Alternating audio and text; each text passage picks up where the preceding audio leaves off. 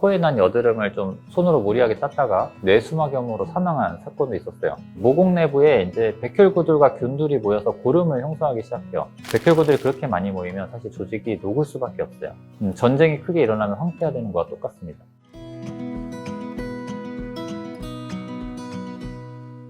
안녕하세요 여러분, 피부야 놀자 최종현입니다. 여러분, 피부 트러블 하면 가장 먼저 떠오르는 게 어떤 게 있을까요? 아마 열의 9은 여드름이라고 대답을 하실 것 같습니다. 실제로도 그렇고요. 여드름은 전 세계 인구의 한 85%가 평생 한 번 이상 경험하는 정말 흔한 피부 질환이죠. 그런데 이렇게 흔한데도 불구하고 제대로 치료받는 사람은 30%도 안 된다고 합니다. 왜 그럴까요? 너무 흔한 게 저는 이유라고 생각하고요. 여드름은 우리 주변에서 너무 자주 접하고 흔하게 보고 하니까 좀 다들 좀 둔감해진 것 같다 라는 생각이 들고요. 여드름이 별로 안 나는 사람도 가끔 뾰루지나 한두 개씩 논포성 여드름은 많이들 올라오잖아요. 심하지 않은 건 올라왔다가 조용히 좋아지고 그런 식으로 반복이 되죠. 그래서 너무 익숙한 거예요, 이 여드름이. 더 큰 문제는 뭐냐면 너무 흔한 질환이다 보니까 여드름에 대한 정보가 너무 많아요.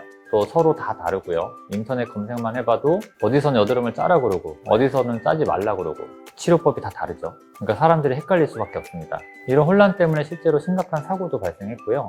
2021년도에 중국의 한 20대 남성이 코에 난 여드름을 좀 손으로 무리하게 땄다가 뇌수막염으로 사망한 사건도 있었어요. 설마 여드름 하나 땄다고 사망까지? 라고 생각하실 수도 있는데 실제로 일어났던 사건입니다. 왜 이런 일이 일어났냐면요, 우리 얼굴에는 위험 삼각지대라고 해서 영어로 Danger Triangle이라는 게 있어요. 미간을 중심으로 해서 양쪽 입꼬리를 연결한 삼각형 부위를 말하는데 여기가 굉장히 위험합니다. 왜 위험하냐면 뇌로 연결되는 정맥혈관이 직접 연결이 되어 있는 곳이거든요.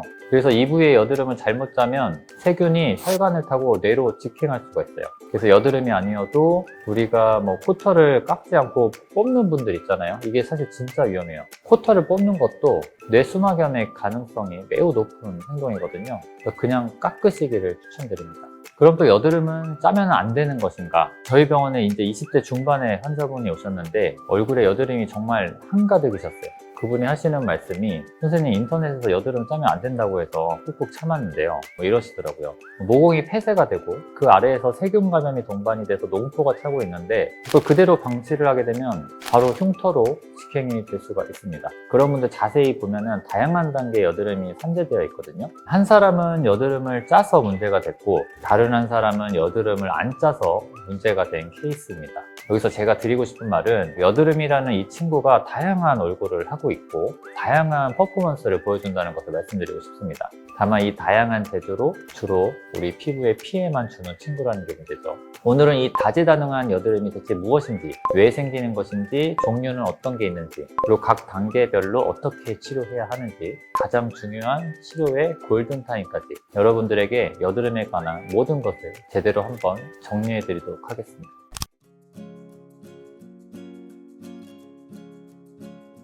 그럼 본격적으로 여드름에 대해서 한번 알아볼게요. 먼저 여드름이 정확히 뭔지부터 이해를 하셔야 되는데요. 여드름은 전문용어로 침상성 좌창이라고도 하긴 하는데 사실 이 단어는 지금은 잘 안 씁니다. 그냥 의학용어로도 여드름이라고 하고 있어요. 영어로는 아크니라고 하고요. 여드름 중에서도 흔한 상태를 아크니 불가리스라고 합니다. 여드름은 털 피지샘 단위의 만성 염증 질환입니다.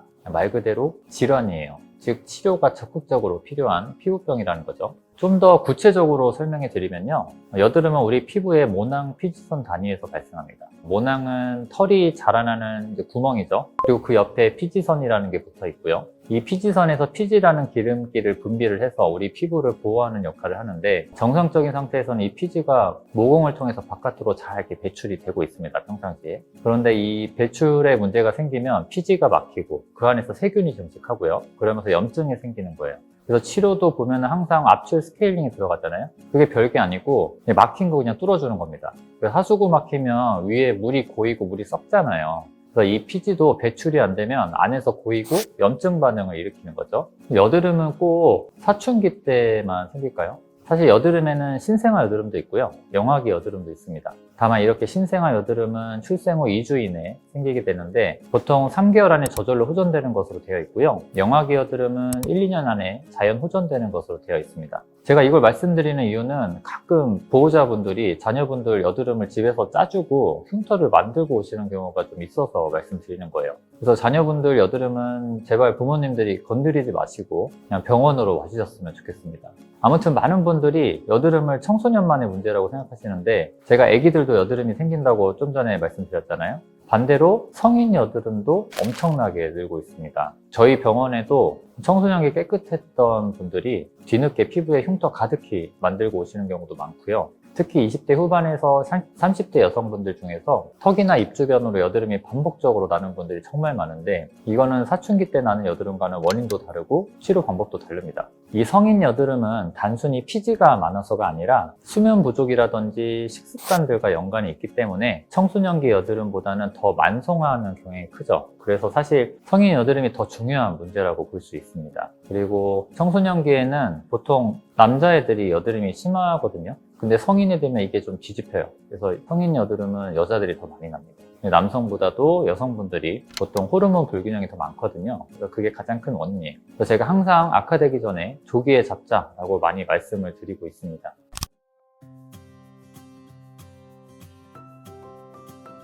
이제 가장 궁금한 질문이죠. 대체 여드름은 왜 생기는 거냐? 여드름이 어떤 원리로 생기는지는 여러분께 알려드리도록 하겠습니다. 여드름이 생기는 데는 크게 4가지 핵심 요인이 있어요. 첫 번째는 이제 피지 분비 증가입니다. 사춘기가 되면은 남성 호르몬인 안드로겐이 급격히 증가하면서 피지선을 자극해서 피지를 과도하게 만들어내는데요. 그래서 배출보다 쌓이는 게 더 많아지는 겁니다. 성인 여드름도 마찬가지인데요. 생리 주기라든지 스트레스, 다낭성 난소증후군 같은 질환으로 호르몬이 흔들리면서 일시적으로 피지 분비의 폭발을 유발을 하고 결국 이 현상이 발생하게 됩니다. 두 번째는 모공 쪽에 이상각화가 생겨요. 말이 좀 어려울 수 있는데요. 별거 아닙니다. 이제 정상적으로는 모공 속 각질세포들이 자연스럽게 떨어져 나가야 되는데 각질세포가 과도하게 만들어지거나 제대로 배출되지 못하면 모공 입구가 막히게 되는 거죠. 그럼 이제 평소 피지량임에도 불구하고 배출이 잘 안 되는 겁니다. 그래서 피지 분비 증가와 이상각화가 만나면서 화이트헤드라든지 블랙헤드 같은 게 만들어지는 거예요. 세 번째는 여드름균의 증식입니다. 우리 모낭 내에는 원래부터 여드름균, 피아크니스라는 게 살고 있는데요. 정상적인 상태에서는 별 문제를 일으키지 않아요. 하지만 모공이 막히고 산소가 차단된 환경이 되면 이 균이 폭발적으로 증식하기 시작합니다. 왜냐하면 여드름균은 피지를 먹고 살거든요. 그래서 막힌 모공은 여드름균 입장에서는 거의 천국인 셈입니다. 네 번째는 염증 반응이에요.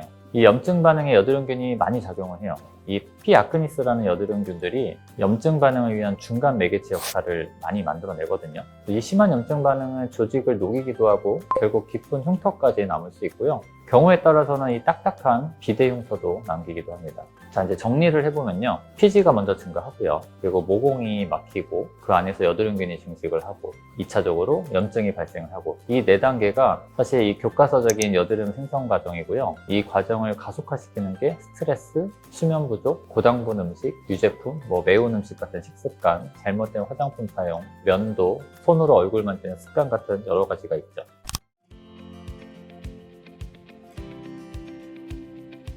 여드름은 발달 정도에 따라서 크게 5단계로 나누어 볼 수 있습니다. 각 단계마다 여드름은 완전히 다른 얼굴을 하고 있기 때문에 치료 방법도 그 다른 얼굴에 맞춰서 접근을 해야 돼요. 1단계는 면포성 여드름인데요. 흔히 코메돈이라고도 하고 좁쌀 여드름이라고도 하죠. 여드름의 가장 초기 단계고 각질과 피지가 모공 밖으로 배출되지 못하고 이 정체된 채로 굳어진 상태입니다. 모공 입구가 닫혀 있으면 하얗게 보여서 화이트헤드, 폐쇄면포라고도 하고요. 모공 입구가 열려 있어서 공기 중과 만나서 이제 산화가 돼서 검게 보이게 되면은 우리가 블랙헤드, 개방면포라고도 부릅니다. 통증도 없습니다. 붉지도 않고요. 그래서 사실 별로 신경 안 쓰시는 분들이 많아요. 근데 바로 이때부터가 바로 여드름의 시작점이라는 거죠. 2단계는 구진성 여드름입니다. 염증 반응이 이제 시작이 되고요. 빨갛게 변해서 드디어 이제 여드름 형태를 띠기 시작하죠. 이때부터는 피 아크니스인 여드름균들이 증식을 하기 시작해요. 그래서 피부가 붉게 부풀어 오르고요. 만지면 좀 딱딱하고 통증도 다소 있습니다. 크기는 보통 1cm 미만이고요. 여기서 중요한 포인트는 뭐냐면 2단계에서 많은 분들이 보통 이렇게 짜려고 시도를 하세요.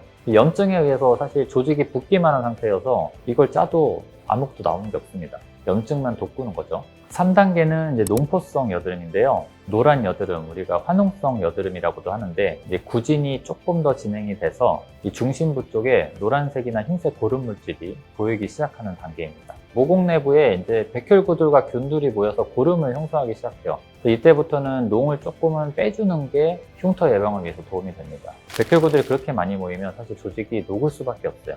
전쟁이 크게 일어나면 황폐화되는 거와 똑같습니다. 그래서 2단계에서는 병원에서 전문적으로 압출을 받는 게 좋습니다. 그리고 많은 분들이 이런 질문을 많이 하시는데요.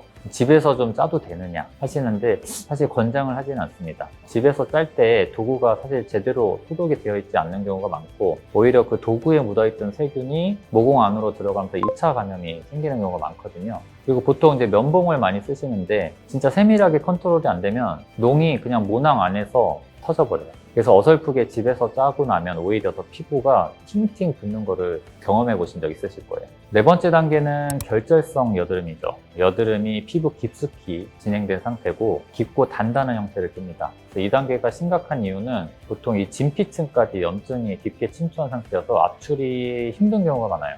이때부터는 흉터 발생률이 급격히 올라갑니다. 그래서 이런 경우는 원내에서도 주로 주사 치료로 해결을 하는 경우가 많습니다. 마지막 5단계는 낭종성 여드름으로 가장 심한 최종 단계입니다. 모낭과 주변 조직이 붕괴가 되고요. 그러면서 생긴 고름이 거대한 주머니 형태를 띠고 있죠. 이 단계에는 반드시 전문적인 치료가 필요하고요. 치료 후에도 깊은 흉터가 남을 가능성이 있다는 것을 명심하셔야 돼요.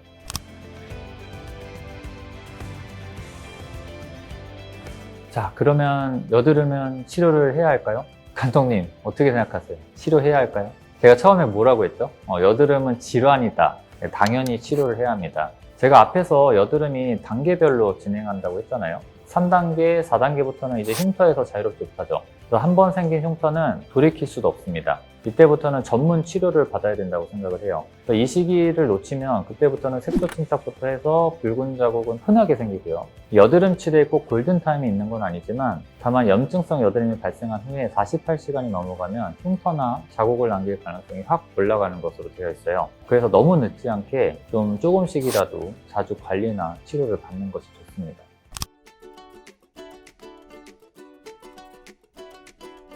그럼 이미 여드름이 생겼을 때 단계별로 어떻게 치료하는지 핵심만 좀 알아볼게요. 사실 제가 이미 발생 기전을 설명드렸기 때문에 치료법은 아마 저절로 떠오르실 겁니다. 1단계 면포성 여드름은 이제 출구가 막힌 거죠. 그러니까 출구를 열어주는 게 치료예요. 그래서 압출이 기본입니다. 병원에서는 소독된 환경에서 전문적으로 제거하니까 감염 위험은 많이 떨어지고요. 바르는 약도 써볼 수 있는데 바르는 약으로는 레티노이드 계열인 디페딘이나 아다팔렌, 스티바이 크림 같은 걸 써볼 수 있고요. 스티바이 크림은 지금 좀 단종이 된 걸로 알고 있어요. 그리고 아쿠리프 같은 로텐 계열의 연고를 쓰시면 도움이 되실 겁니다.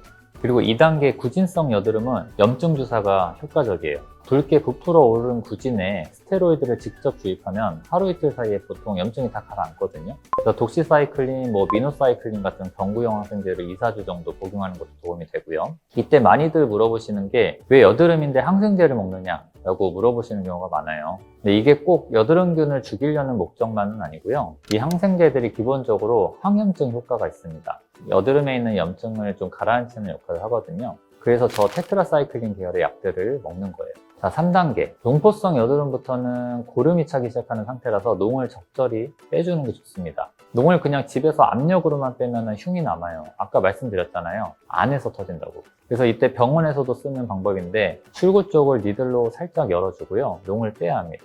필요하면 스테로이드 주사나 피지선 파괴술 같은 치료를 복합적으로 시행할 수 있겠고요. 그리고 4단계와 5단계, 이제 결절과 낭종성 여드름은 사실 이 상태까지 안 되게 벌써 관리를 했어야 하는 게 옳은 치료고요. 어쩔 수 없이 이미 생겼다. 그러면 이제 복합적으로 치료가 들어가야 합니다. 농은 농대로 잘 제거를 해주시고요. 그리고 조직이 너무 부어있다면 주사나 먹는 약을 같이 먹어볼 수 있겠어요.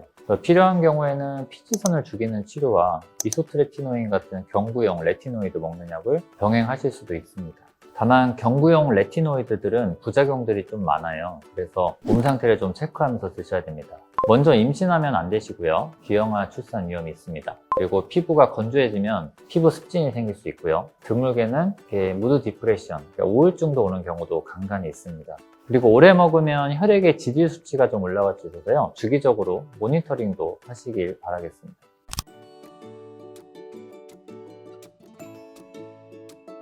여드름은 일단 생기기 전에 예방하는 것이 무엇보다 중요하다고 생각합니다. 이미 생긴 여드름은 우리 피부에 흔적을 남기고 지나가기가 너무 쉽죠. 제가 일상생활에서 예방할 수 있는 몇 가지 팁을 좀 드릴게요. 첫째는 헤어 제품입니다. 우리가 왁스나 헤어 영양 오일 같은 걸 쓰시고는 자기 전에 안 감고 그냥 주무시는 분들이 있어요. 다음날 어차피 감아야 하니까 그렇다고는 하시는데 이 헤어 제품을 안 씻고 주무시게 되면은 먼저 베개에 다 닦이겠죠. 그리고 이 닦였던 헤어 제품 물질들이 내 피부로 묻습니다. 그러면 이게 면포를 잘 유발해요. 더 좁쌀 여드름이 잘 생길 수 있기 때문에 이 점을 명심하시고요. 그리고 두 번째는 수면 관리입니다. 특히 이제 야식을 드시는 분들이 참 많은데 이 야식이 진짜 안 좋습니다. 일단 야식을 먹으면 멜라토닌 분비가 억제가 되어서요. 수면에 일단 장애를 주고요. 수면 장애는 피지선 자극의 주범 중에 하나예요. 술 먹고 다음날 뾰루지 올라오는 것도 사실은 이 술 자체보다는 이 딥수면이 안 돼서 올라오는 원인이 훨씬 큽니다. 그래서 건강한 수면 사이클만 유지하셔도 여드름 상당 부분이 좋아져요. 셋째는 여러분들 다 많이 아시는 식습관이죠. 저에게 오시는 여드름 환자분들에게 저는 거의 100이면 100 여쭤보는 게 있습니다. 혹시 단 거 많이 드시는지, 그리고 밀가루 많이 드시는지요. 우리가 당 지수가 높은 음식들은 IGF-1이라는 호르몬을 그리고 인슐린 분비에 영향을 주어서 피지선을 자극하게 돼요. 탄산음료도 마찬가지예요. 그래서 양을 좀 줄이시고 다른 영양소들과 섞인 음식들로 먹어보시기 바라겠습니다. 네 번째는 아하나 바하, 화하 같은 필링 성분이 든 화장품을 쓰시는 분들이 요새 좀 많은 것 같더라고요. 쓰지 말라는 건 아니고요. 쓰신다면 본인만의 사용 주기를 만드셨으면 좋겠어요. 사람마다 피부층의 두께도 다르고 장벽 회복력도 다 다르거든요. 예를 들어서 저런 제품을 쓰고 3일 정도 썼더니 피부가 각질이 살짝 뜨고 화장이 잘 안 먹기 시작하더라. 이건 장벽이 아직 회복이 안 된 겁니다. 이런 분은 3일에 한 번, 정말 약한 분은 일주일에 한 번 정도만 쓴다든지 그런 어떤 본인만의 제품 사용 루틴을 만드셔야 돼요. 이 외에도 많죠. 마찰 자극을 피해라, 유산균을 먹어라 등등 여러분들이 좀 놓치실 만한 몇 개만 저는 일단 말씀을 드렸습니다. 그리고 이미 여드름이 좀 심한 분들은 홈케어로는 한계가 있어요. 그래서 전문 의료진과 상담을 받아보시고 치료를 받으시길 바라겠습니다. 이미 피지선이 커질 대로 커진 분들은 저렇게 압출 스케일링만으로는 사실 잘 컨트롤이 안 됩니다. 이런 분들은 일단 피지선을 한번 세게 잡는 치료를 받으시는 게 좋습니다. 자, 오늘은 여드름에 대해서 좀 자세히 알아봤는데요. 조기에 치료를 잘 하느냐 안 하느냐가 10년 후에 내 피부를 결정합니다. 성인 여드름으로 고민하시는 분들도 나 원래 여드름 안 났었는데 하면서 시기를 놓치지 마시고 더 심해지기 전에 제대로 치료받으시면 충분히 전처럼 돌아가실 수 있으니까 꼭 염두하시고요. 오늘은 여드름이 무엇인지, 왜 생기는지, 어떤 종류가 있는지에 대해서 자세히 알려드렸는데요. 제가 다음번에는 또 한 번 시간을 내서 이미 생긴 여드름 흉터나 자국은 어떻게 치유하는지까지 자세하게 알려드리는 시간을 가져보도록 하겠습니다. 자, 여드름은 꼭 치료를 해야 되는 질환이고요. 그리고 치료가 가능한 질환입니다. 지금까지 피부야 놀자 피부과 전문의 최중현이었습니다. 시청해주셔서 감사합니다.